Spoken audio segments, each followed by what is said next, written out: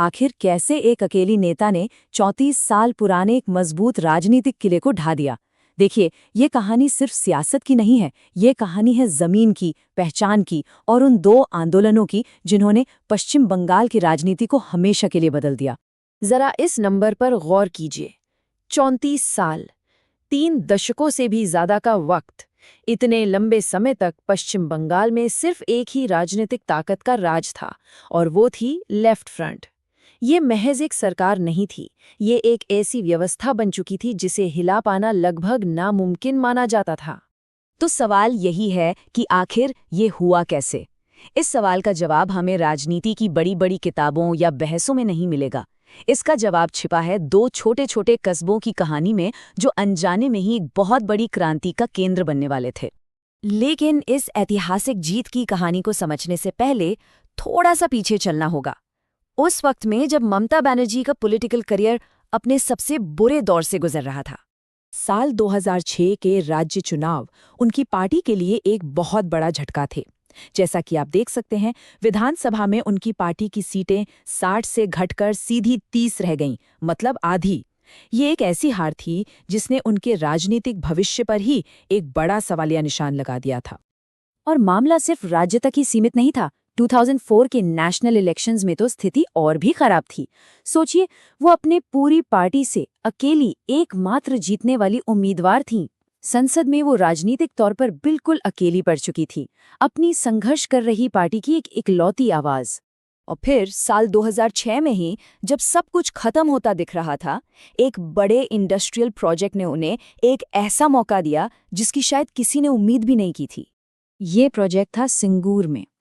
Left front सरकार ने Tata Motors को दुनिया की सबसे सस्ती कार नैनो बनाने के लिए फैक्ट्री लगाने के लिए लगभग 1000 एकड़ जमीन दे दी। सरकार के लिए ये विकास था, बंगाल के औद्योगिक भविष्य की तस्वीर थी। लेकिन हजारों किसानों के लिए ये उनकी जमीन, उनकी रोजी रोटी छिन जाने का सीधा सीधा मतलब था, और उन्होंने इसका विरोध करना शुरू कर दिया।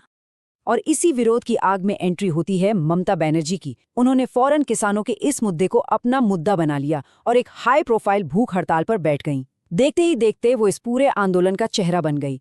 उन्होंने खुद को एक ऐसी नेता के तौर पर पेश किया जो आम आदमी के लिए कॉरपोरेट और सरकार की बड़ी ताकत से भी टकरा सकती है। लेकिन ये आंदोलन जल्द ही बहुत ज्यादा हिंसक और दुखद हो गया।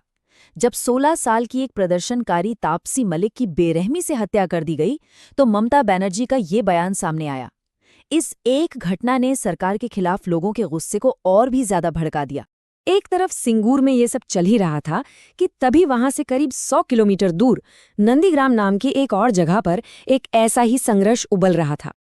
यहां भी कहानी बिल्कुल वैसी ही थी। सरकार एक स्पेशल इकोनॉमिक जोन यानी SEZ के लिए किसानों की जमीन लेना चाहती थी, और एक बार फिर किसान अपनी जमीन देने के लिए तैयार नहीं थे। मुद्दा फिर वही था, इंडस्ट्री बनाम खेती की जमीन।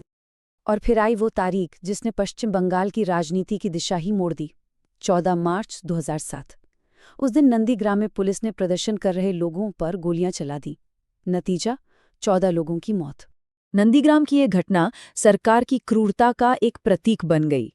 इस एक दिन ने जनता का भरोसा सरकार पर से पूरी तरह से तोड़ दिया और लेफ्ट फ्रंट के खिलाफ एक जबरदस्त माहौल बना दिया।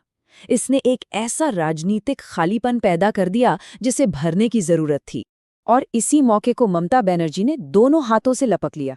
उन्होंने अपनी पूरी राजनीतिक पहचान को ही बदल डाला और एक नई जन नेता के रूप में उभरी। उनकी स्ट्रैटेजी बहुत ही असरदार थी। उन्होंने बड़ी ही समझदारी से लेफ्ट के ही नारों को उनके खिलाफ इस्तेमाल किया। जहां एक तरफ लेफ्ट फ्रंट बड़ी बड़ी इंडस्ट्रीज और कॉरपोरेट प्रोजेक्ट्स की बात कर रहा था, वहीं ममता बनर्जी जमीन के अधिकार और माटी, मानुष यानी माँ, मातृभूमि और इंसान की बात कर रही थीं। उन्होंने खुद को किसानों, मजदूरों और गरीबों के असली चैंपियन के तौर पर पेश किया। और इस जमीनी आंदोलन का असर आखिरकार दिखा। अक्टूबर 2008 में लगातार हो रहे विरोध प्रदर्शनों के आगे झुकते हुए टाटा मोटर्स ने ऐलान कर दिया कि वो अपना नैनो प्रोजेक्ट सिंगूर से हटा रहे हैं। ये प्रदर्शनकारियों के लिए एक ऐतिहासिक जीत थी और सरकार की सत्ता को एक बहुत बड़ा झटका। इसके बाद जो पॉलिटिकल मोमेंटम बना, उसे रोकना नामुमकिन था। सिंगूर और नंदीग्राम के आंदोलनों ने 2011 के ऐतिहासिक राज्य चुनावों के लिए जमीन तैयार कर दी थी। और जब नतीजे आए तो वो किसी राजनीतिक भूकंप से कम नहीं थे। ममता के गठबंधन ने 227 सीटों के साथ जबरदस्त जीत हासिल की और 34 सालों से राज कर रहा लेफ्ट फ्रंट सिर्फ 62 सीटों पर सिमट कर रह गया। 34 साल पुराना एक किला ढह चुका था। और इस तरह ममता बनर्जी बनी पश्चिम बंगाल की पहली महिला मुख्यमंत्री, वो नेता जो कुछ ही साल पहले संसद में अपनी पार्टी की अकेली आवाज थी, अब पूरे राज्य की बागडोर संभाल रही थी। तो एक जन आंदोलन ने सत्ता हासिल कर ली थी, पर यहाँ एक बड़ा सवाल पैदा होता है कि जब एक आंदोलन सरकार बन जाता है तब क्या होता है।